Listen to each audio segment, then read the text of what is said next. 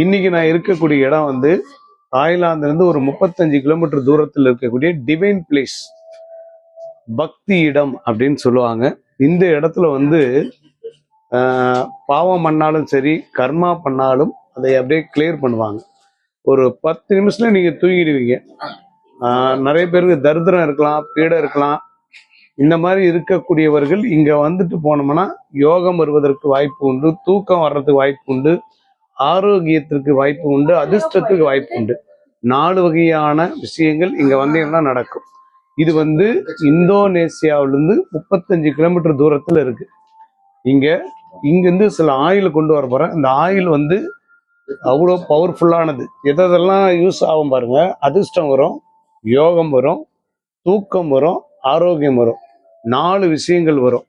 இங்கிருந்து ஆயில் கொண்டு வர போது இது வந்து டிவைன் பிளேஸ் அப்படின்னு பேர்.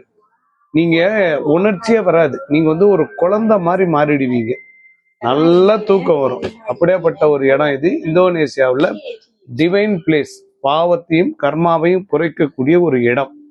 நல்லா தூங்குவீங்க. இங்க வந்துட்டு போனா 3 நாள் 4 நாள் தூக்கம் வரும்.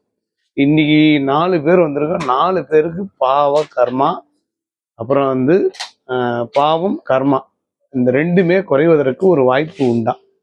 நல்லா தூங்கிட்டோம். அந்த உடனே அவங்க கை வச்சாலே தூக்கம் வந்துடும்.